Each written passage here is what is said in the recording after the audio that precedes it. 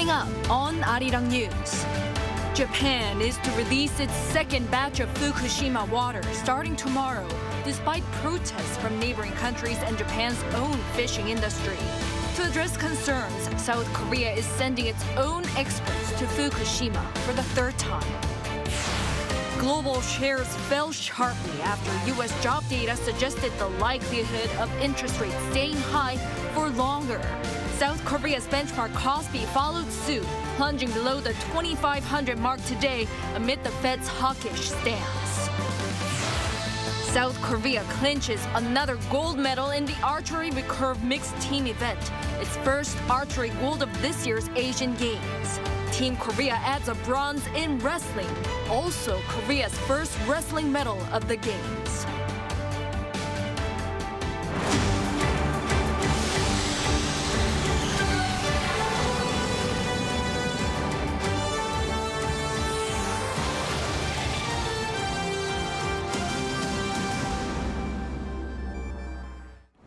Good evening. It's 9 p.m. here in Seoul. Thank you for joining us on Arirang News. Japan is discharging a second batch of stored water from the crippled Fukushima nuclear power plant starting tomorrow. Amid rising public concerns, South Korea plans to send its own team of experts to the site for the monitoring for the third time. Our Peunji leads us off. Despite protests from neighboring countries, including South Korea and China, Japan plans to start the discharge of a second batch of Fukushima wastewater into the sea on Thursday. Just like the first batch, a total of about 7,800 tons of water will be heading into the Pacific Ocean. The process will take 17 days, meaning around 460 tons a day will be released. To address concerns, the South Korean government announced Wednesday that it'll dispatch another team of experts from the Korea Institute of Nuclear Safety to Fukushima to monitor the release process. But it did not give further details, including when they will depart or how long they will stay in Japan. This will be the third time that South Korea is sending its own experts to Fukushima, after the two countries earlier agreed to have Korean experts regularly visit the IAEA field office there. Just like the previous two dispatches, the team will visit the IAEA field office as well as the facilities in the plant and hold video conferences with the IAEA. It'll focus on making sure that the second batch is discharged properly as originally planned by the Tokyo Electric Power Company. If all goes as planned, Japan will be discharging 2% of the wastewater stored in the Fukushima power plant by March next year. A total of 1.34 million tons of water, enough to fill 500 Olympic-sized swimming pools, will be discharged over the next 30 years. Peunji, Arirang News. Amid recent improvements in relations between South Korea and Japan, the two countries will hold vice-ministerial talks tomorrow here in Seoul. Seoul's Foreign Ministry said Wednesday that the strategic dialogue will be held between First Vice Foreign Minister Chang Ho-jin and his Japanese counterpart Masataka Okano. This will be the first meeting of its kind in 9 years, with the last having taken place in 2014. The first was held in 2005 as a way to discuss bilateral relations and enhance cooperation between the two countries. Thursday's talks come as a follow-up to the historic summit between President Yoon Suk-yeol and Japanese Prime Minister Fumio Kishida in March. South Korea's defense ministry renews its warning to the North that the regime will come to an end should it use nuclear power. This in response to North Korea enshrining the expansion of nuclear force in its constitution to deter the, quote, U.S. provocations. Our defense correspondent Choi Min-jung reports. Seoul's defense ministry has warned that should North Korea use its nuclear weapons, this would bring about the end of its regime. Wednesday's warning comes after Pyongyang last week enshrined its status as a nuclear power in its constitution. The ministry said South Korea's military possesses a joint Seoul-Washington readiness posture that can overwhelmingly respond to any attack from North Korea. It added such threats to peace and stability will further isolate North Korea from the international community and worsen the suffering of its people. Pyongyang's constitutional amendment stated its ambition to advance its nuclear capabilities, reinforcing that denuclearization is not up for discussion. In fact, North Korean leader Kim Jong-un vowed to accelerate nuclear weapons production to deter, quote, U.S. provocations. The regime's state-run media reported on Wednesday that North Korea's defense ministry criticized the U.S. for describing the North as a persistent threat on its new strategy on countering weapons of mass destruction. It added that the world's biggest threat from weapons of mass destruction comes from none other than the U.S. The ministry accused Washington of increasing nuclear threats, referring to the joint military drills with South Korea and the deployment of its strategic nuclear submarine near the Korean peninsula. On that note, the North Korean military pledged to counter the U.S. military tactics with the most overwhelming and sustained response strategy. Though such a response from the North is not unusual, the latest exchanges come as there are growing concerns that North Korea and Russia are pushing for an arms deal. Choi Min-jung, Arirang News. South Korea's overall industrial output in August saw its biggest month-on-month increase in over 2.5 years, mainly on the back of a recovery in semiconductor production. An Sung-jin reports. South Korea's overall industrial production for August saw the highest month-on-month increase since February 2021. According to Statistics Korea on Wednesday, alongside the manufacturing and services sector seeing improvement, industrial production also rose by 2.2% compared to the previous month. The mining and manufacturing sector mainly contributed to the boost in industrial production, as semiconductor output climbed by 13.4%. This figure indicates a rebound for the industry, which saw a year-on-year increase of 8.3%, with a boost in the production of memory chips. These figures for semiconductor production also reflect quality, not only volume. Production of high-performance memory chips, for example, saw an increase as demand also increased. Infrastructure investment also increased by 3.6% compared to July as investing in chips and transportation rose, though this is a 14.9% year-on-year decrease as spending on mechanical products and vehicles fell. The services sector also saw a slight increase as the sports and leisure industry increased by 6.2%. Despite an overall increase in production, consumption for August slightly fell by 0.3% as sales of vehicles and clothing declined. An official from Statistics Korea noted that high interest rates took a toll on sluggish consumption patterns. An Sung-jin, Arirang News. Global stock markets fell sharply after the Fed's hawkish stance amid the U.S. job data suggesting the likelihood of interest rates staying high for longer. South Korea's benchmark Kospi, having opened after a long holiday, followed suit, plunging below the 2,500 mark today, and the Korean won weakened against the greenback. Our Moon Hae-ryun has the details.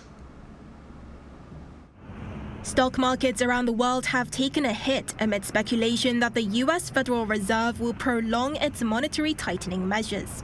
Seoul's benchmark Kospi tumbled by 2.41% on Wednesday, closing at just above 2,405, well below the 2,500 threshold as it fell throughout the day's trading session. The tech-heavy Kosdaq fell by 4%. Major European stock indexes fell by more than 1%, and U.S. stocks also slipped, with the Dow Jones Industrial Average falling by 1.43%, while the S&P 500 dropped 1.53% and the Nasdaq lost more than 2% amid sharp tech losses. Conversely, the 10-year U.S. Treasury yield has hit its highest level in 16 years, at above 4.8% as risk-averse investors seek safe haven assets. Global currencies were also heavily affected, weakening against the dollar. The exchange rate for the Korean won weakened to around 1,363 Korean won against the greenback, a 14.21 swing from the day before. The Japanese yen also lost value sharply against the dollar after breaching the key 150 yen level for the first time since October last year. These volatile market conditions come following hawkish remarks from Fed officials possibly signaling continued rate hikes, as job openings in the United States rose more than expected in August, a sign of a strong economy that could prompt the central bank to keep interest rates higher for longer. In response to these fluctuations, the Bank of Korea held a market review meeting where its vice president emphasized economic uncertainty and spoke of rising oil prices due to the growing possibility of the Fed's prolonged high interest rates. He stressed that the domestic financial and foreign exchange markets could become more volatile and that close monitoring would be needed, with the central bank taking measures to stabilize the market if necessary. 문혜련, Arirang News. Foreign direct investment pledges to South Korea during the first 9 months of this year hit an all-time high for the period. The Ministry of Trade, Industry and Energy said Wednesday the country received some $24 billion of FDI commitments, up more than 11% on year. The ministry said despite falling global investment amid uncertainties, FDI pledges to South Korea excelled, especially in the high-tech sectors. FDI in electronics, including semiconductors and secondary batteries, rose by 27% on year.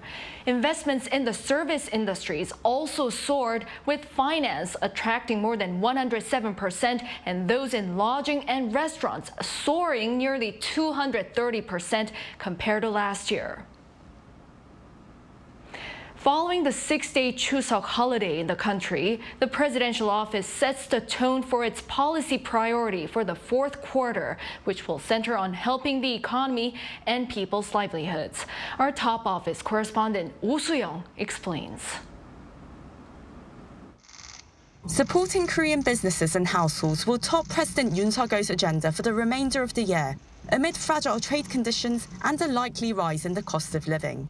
The presidential office said Tuesday that in the fourth quarter, the Yoon administration will run state affairs with a focus on revitalizing the Korean economy, including exports and investment, stabilizing people's livelihoods, as well as strengthening diplomacy and security. Following the extended Chuseok holiday, presidential spokesperson Lee said the government plans to support export businesses to help their recovery by the year end, as trade figures on Sunday show the country's decline of outbound shipments slightly eased in September as semiconductor chip sales rebounded. Despite the recent turnaround for major trade industries, including chips, automobiles and petrochemicals, Lee acknowledged that trade uncertainties still remain, given Seoul's heavy trade dependency and rising global energy prices. He emphasized the government's growing focus on boosting the domestic economy.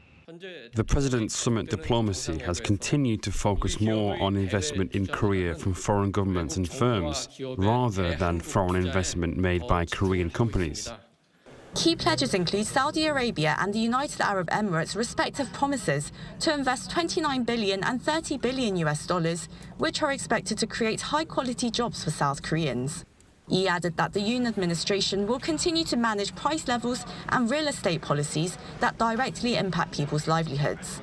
This comes amid concerns that growing energy and material costs will push up food and utility bills in the country, which, according to the International Monetary Fund on Tuesday, saw household debt increase in 2021 by the highest rate among OECD countries since the COVID-19 pandemic.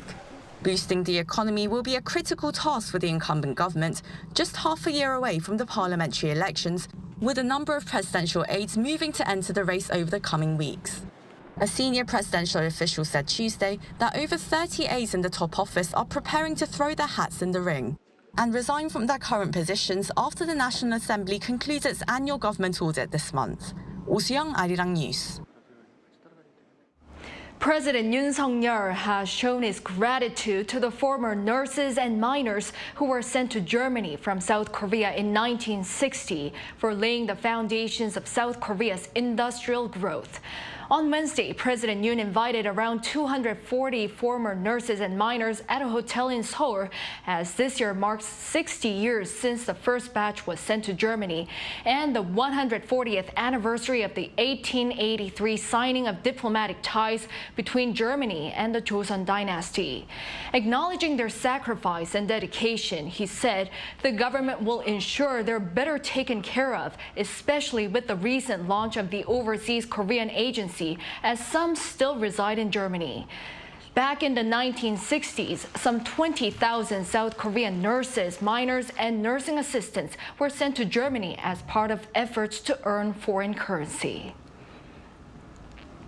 The names of the Nobel laureates in chemistry this year were leaked ahead of the official announcement, and despite officials claiming that the decision had not yet been made, the leak proved to be true. On Wednesday local time, Swedish media published a copy of an email sent by Sweden's Royal Academy of Sciences, naming this year's winners as Americans Mungiba Wendy and Louise E. Bruss and Russian scientist Alexei Ekimov. While the chair of the Academy's Nobel Committee for Chemistry told Reuters that the winners had not been decided at the time they were named during the official announcement later that morning. The laureates were awarded the $990,000 prize for their work on tiny nanoparticles known as quantum dots. And over in the U.S., after the controversial budget passage to avert a government shutdown, the U.S. House passed an unprecedented motion to remove its Speaker, Kevin McCarthy. This is the first time ever the House has removed its Speaker, spearheaded by Democrats, along with a few hard-right Republicans. Our Lee Si-hoo has the latest. The motion to oust Kevin McCarthy, driven by a small group of right-wing Republicans, passed in a 216 to 210 vote, making him the first Speaker of the House to be ousted in a no-confidence vote. The motion to vacate the chair of the U.S. House Speaker Kevin McCarthy was introduced by Republican Representative Matt Gaetz from Florida. Chaos is Speaker McCarthy. Chaos is somebody who we cannot trust with their word. Despite opposing views and support for McCarthy, also a Republican. And one thing Speaker McCarthy embraced from day one is to start making those kind of changes to this institution, opening up the process, allowing members to be more engaged, having amendments come to the floor, single subject bills, doing appropriations bills. No clear successor has emerged yet, but Representative Patrick McHenry of North Carolina has assumed the role of Speaker pro tempore.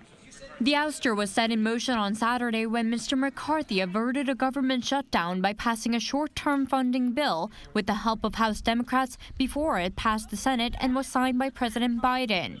The 45-day continuing resolution displeased some Republicans in the House who accused McCarthy of not doing enough to cut federal spending. The vacancy comes at a critical time when Congress has just a little over 40 days to avert another potential shutdown of the government. Lee Si-hoo, Arirang News. Now moving on to the Asian Games in Hangzhou.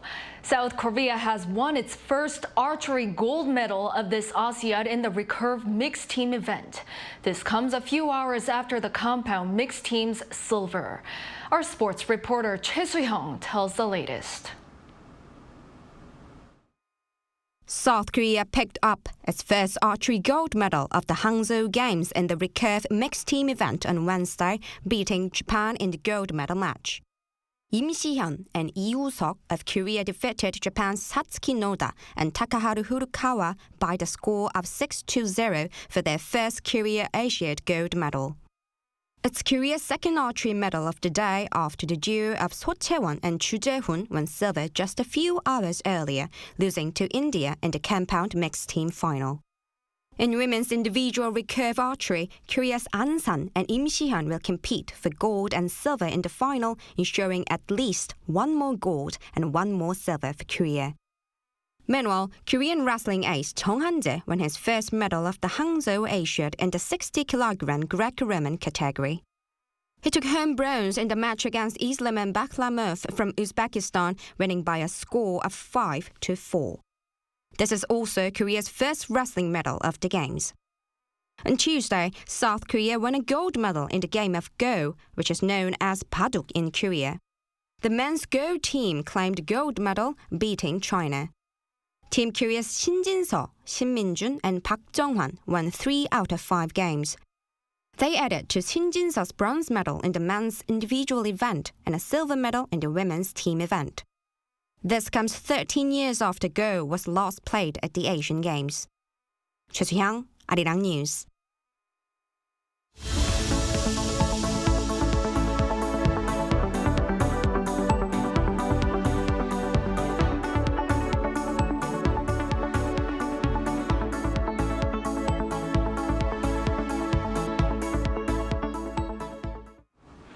For those movie lovers out there, it's time for the annual Busan International Film Festival. The curtains went up this evening for the 10-day event. Our culture correspondent Song Yoo-jin reports from Busan. For this week and next, South Korea's southern port city Busan transforms into a dazzling hub of cinematic celebration. The annual Busan International Film Festival raised its curtains with the opening ceremony on Wednesday. Actors and filmmakers from around the world graced the red carpet at the Busan Cinema Center.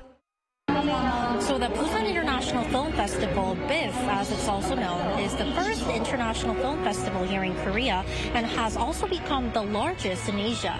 Now this year, 209 films from 69 countries have been invited for official screening. This is slightly fewer than last year, mainly due to budget constraints and internal committee issues. But this downsizing did little to dampen the festivities. Korean actor Song Kang-ho, who won the Best Actor award at last year's Cannes Film Festival, welcomed guests at the opening ceremony. Adding to the star-studded lineup was Hong Kong actor Cho Yun-fat, attending to accept the Asian Filmmaker of the Year award. For the first time in BIF history, actress Park Eun-bin took the stage as the sole host for the opening ceremony. The opening film was Because I Hate Korea by Korean filmmaker Jang Gon-jae. The audience's excitement was palpable even before the ceremony began. Because I'm a big fan of Parasite. It was my first Korean movie I saw in France in a theater, and I fell in love with Korean cinema. I'm a huge fan of Chow Yun-fat's work, and I was really into Hong Kong movies last year. I can't wait to see him in person. There's a variety of cinematic highlights throughout the 10-day festival. A special program titled Korean Diasporic Cinema will shed light on Korean-American actors, directors, and films such as Minari, Searching, and Past Lives. The inaugural edition of the Asia Contents Awards and Global OTT Awards is scheduled for Sunday. Its predecessor, the Asia Contents Awards, recognized TV and streaming service content only from Asia, but this year it expanded its award coverage worldwide. So, if you're in search of a movie-filled adventure, Busan welcomes you with open arms until October 13th. Song Yoo-jin, Arirang News, Busan. BTS member Jungkook will next month release his first solo album following the success of his recent digital singles. His agency officially announced on Wednesday that the album named Golden will be released on November 3rd and will consist of 11 tracks. It'll include the previously released digital singles 7 and 3D, which are proving popular on major music streaming platforms. In fact, 7 has been on the US Billboard Hot 100 chart for 11 consecutive weeks. Golden is an album inspired by the golden moments of Jungkook, and the title refers to his nickname within the group, which is Golden Maknae, meaning the youngest member.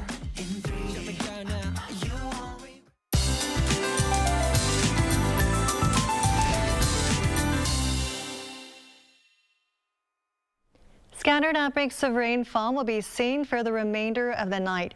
Northern Gyeonggi-do and Gangwon-do provinces will see 5 to 20 millimeters. The surrounding regions, including Chungcheong-do and Jeollabuk-do provinces, will see 5 millimeters of rainfall coming and going. After the rain, a surge of cold air mass will filter in from the north of the peninsula. Tomorrow, Seoul will see morning temperatures dropping by about 5 degrees, down to 10 degrees Celsius. Southern regions such as Ulsan will also see a drop in the readings. For mountainous regions, frost and ice may appear in the morning hours. Such conditions may cause potential damages to agricultural crops, so please take extra precautions beforehand. And violent winds will be battering parts of the west coast tomorrow. Seoul and Daejeon will be starting off at 10 degrees Celsius. More sunshine will prevail for the daytime. Highs in Seoul will peak at 18 degrees, Daejeon and Gwangju 19. Daegu and Gyeongju will be topping out at 20 degrees.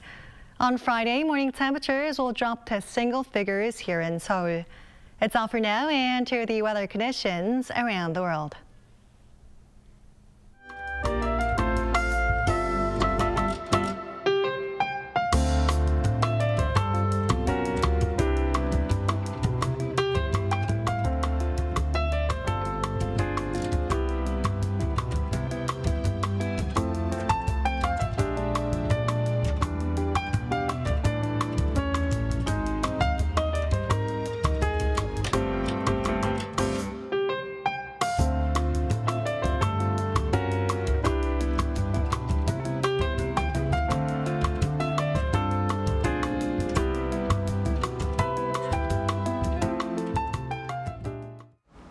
Well, that brings an end to this Monday night newscast. Thank you for watching.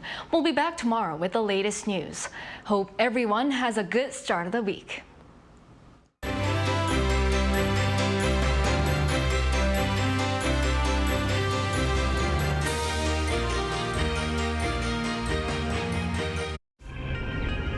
한국에 오면 먹어야죠.